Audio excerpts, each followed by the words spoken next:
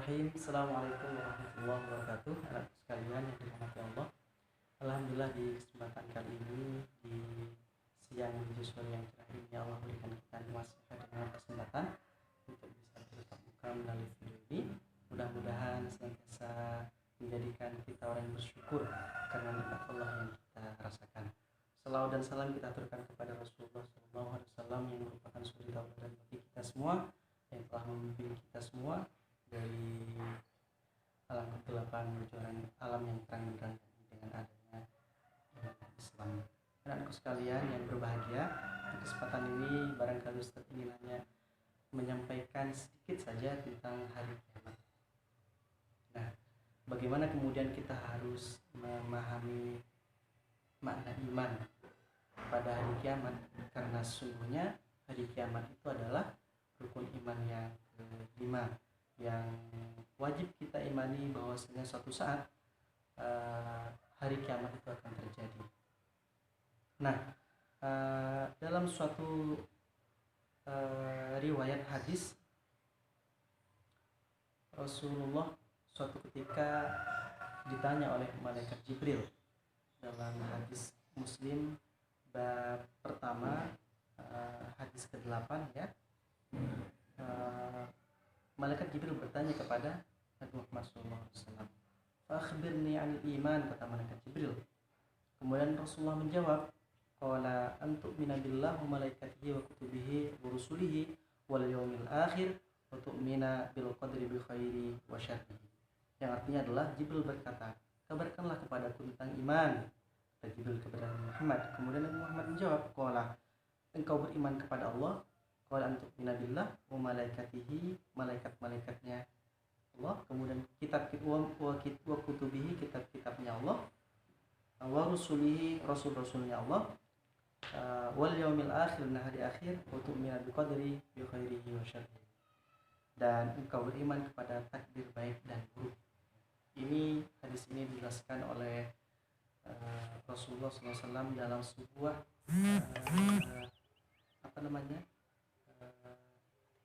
komunikasi antara malaikat Jibril dan Nabi Muhammad SAW.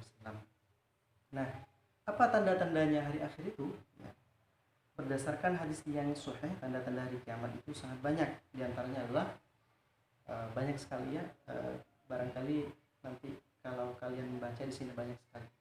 Semakin banyak, lebih banyaknya perempuan. Ya. Kemudian banyak terjadi gempa bumi, gunung meletus, kemudian waktu terasa pendek nih, begitu kita rasakan saat ini ya. Kemudian kebodohan tentang agama merajalela terjadi. Jadi tanda-tandanya hari kiamat itu salah satunya tadi diutusnya Nabi Muhammad SAW, kemudian semakin banyaknya perempuan atau banyaknya perempuan yang lebih laki-laki, lebih banyak perempuan di muka bumi ini, kemudian banyak terjadi gempa bumi, gunung meletus, dan waktu terasa. Ini adalah salah satu tanda-tanda kejadian hari akhir yang barangkali saat ini sudah kita rasakan.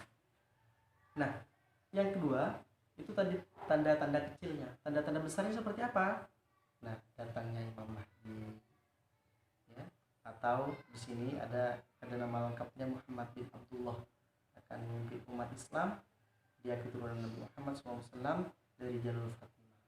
Jadi suatu saat di hari kiamat ini datanglah Imam Mahdi yang namanya Muhammad bin Abdullah. Beliau adalah masih garis keturunan Nabi dari Siti Fatimah. Nah, ini anak-anak sekalian, itu adalah contoh datangnya hari kiamat besar atau hari kiamat kubro. Kemudian datangnya Dajjal. Nah, kemudian Allah menurunkan Nabi Isa. Kemudian datanglah pasukan Ya'juj dan Ma'juj. Lalu Allah melenyapkan mereka. Berhembus angin sepoi-sepoi yang akan menerpa seluruh umat Islam di seluruh dunia, sehingga Allah wafatkan mereka semua. Jadi kita yang beriman kepada Allah Subhanahu wa taala di hari kiamat akan dimusnahkan oleh Allah Subhanahu wa taala. Tinggallah orang-orang yang kufur terhadap Allah, syirik terhadap Allah, yang tidak mau beriman kepada Allah. Maka kita selalu berdoa agar kita terhindar atau dihindari atau tidak termasuk orang yang mendapatkan atau merasakan yaumul akhir, karena berkat keimanan kita kepada Allah Subhanahu wa taala. Matahari terbit dari barat ini adalah contoh besar dari pada datangnya hari kiamat kubro atau hari kiamat besar, tanda-tanda besar menjelang hari kiamatnya. Kemudian yang selanjutnya adalah keluarnya debbah, yaitu hewan melata yang keluar dari bumi dan bisa berbicara. Ini adalah contoh atau tanda-tanda besar menjelang hari kiamat. Jadi anak-anakku sekalian yang dirahmati Allah, kita berdoa selalu agar terhindar dari fitnah Dajjal. Kemudian kita menjadi orang yang betul-betul beriman kepada Allah Subhanahu wa taala, sehingga kita tidak merasakan yang namanya hari kiamat itu, karena seburuk-buruk manusia adalah orang yang anak hidup di masa hidup ketika hari kiamat. Maka kita berdoa kepada Allah Subhanahu wa taala, Rabbana atina fid dunya hasanah wa fil akhirati hasanah wa qina adzabannar.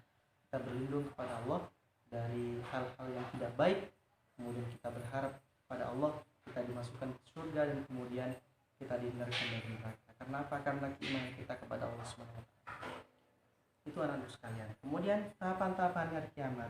Yang pertama adalah alam kubur. Nah,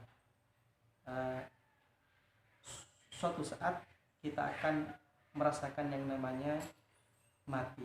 Kullu man 'alaiha fan. Setiap manusia akan mati. Setiap makhluk akan binasa. Kemudian yang kedua, tahapan yang kedua hari kiamat adalah hari kebangkitan, yaumul ba'ts. Jadi setelah kita mati di dalam kubur, maka kita akan dibangkitkan oleh Allah Subhanahu wa taala.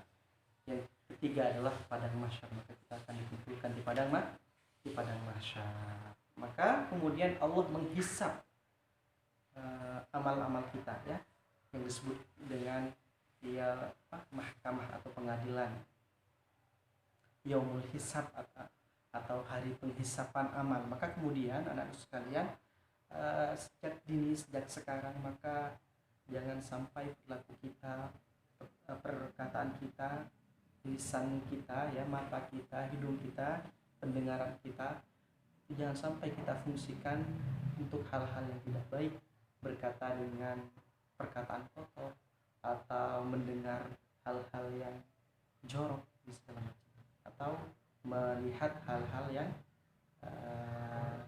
tidak diperkenankan oleh syariat Islam atau oleh Allah Subhanahu wa taala. Nah, yang keempat, tahapan menuju hari kiamat itu adalah titian siratul muntaha, atau disebut siratul muntaha atau titian sirat. Nah, suatu saat kita akan berjalan di salah satu titian yang disebut dengan siratul muntaha atau titian sirat, ya.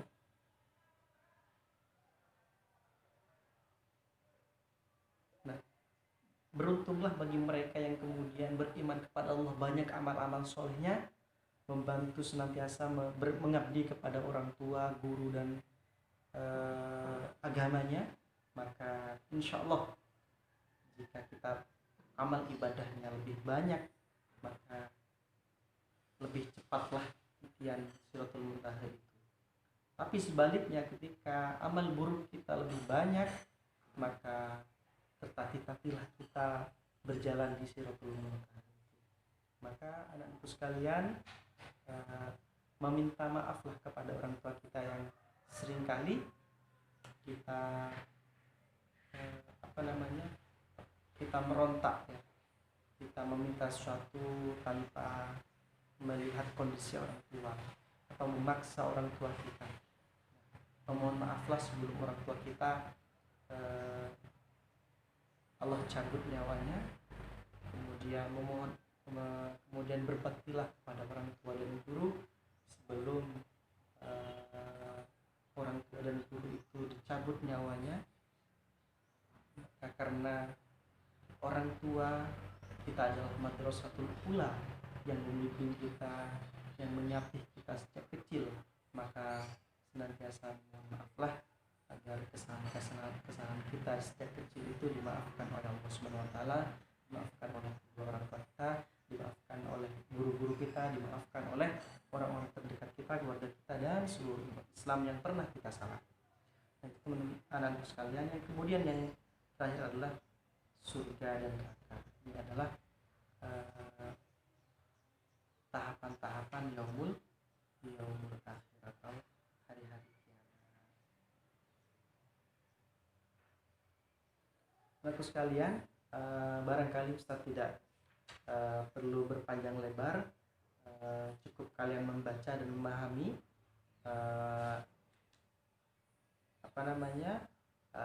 catatan atau materi di buku ini, di pelajaran pertama ini. Insyaallah kalian akan mendapatkan banyak pelajaran penting yang bisa menyadarkan hati kita, memotivasi kita lebih bersemangat dalam menjalani hidup dan mencapai cita-cita kita.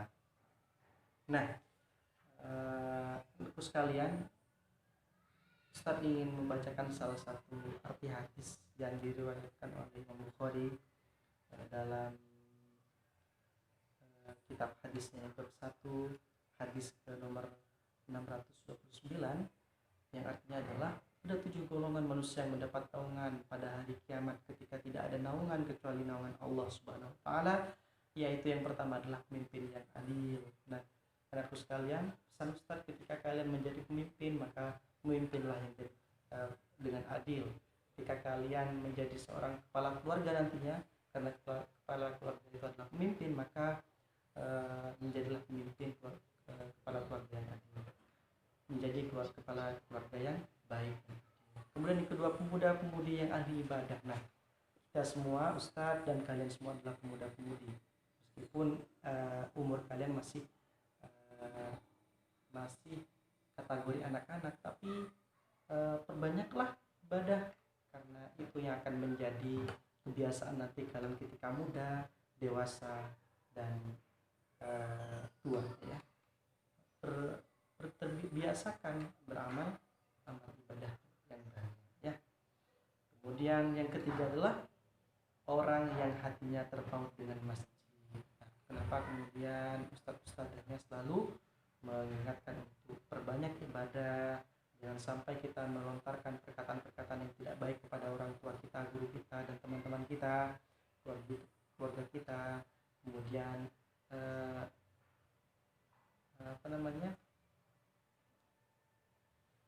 sering-seringlah beraktivitas di masjid, artinya sholatlah di masjid, karena orang yang hati terpaut di masjid, artinya senantiasa sholat di masjid, maka akan mendapatkan naungan Allah Subhanahu wa taala di yaumil akhir atau di hari kiamat.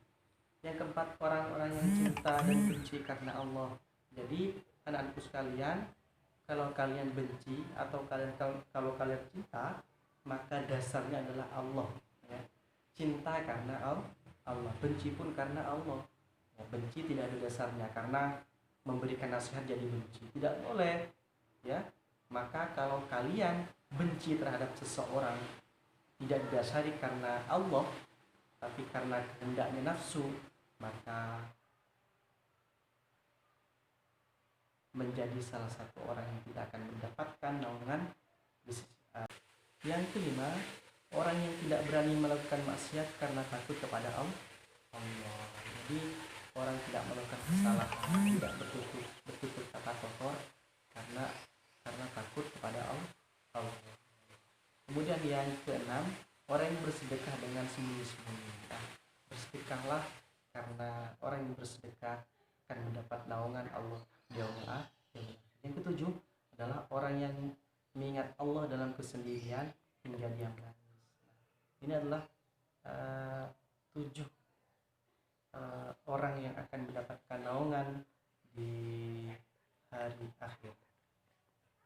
Wassalamualaikum warahmatullahi wabarakatuh. Itu saja yang bisa saya sampaikan anak sekalian. Kurang lebihnya saya mohon maaf. Wassalamualaikum warahmatullahi wabarakatuh.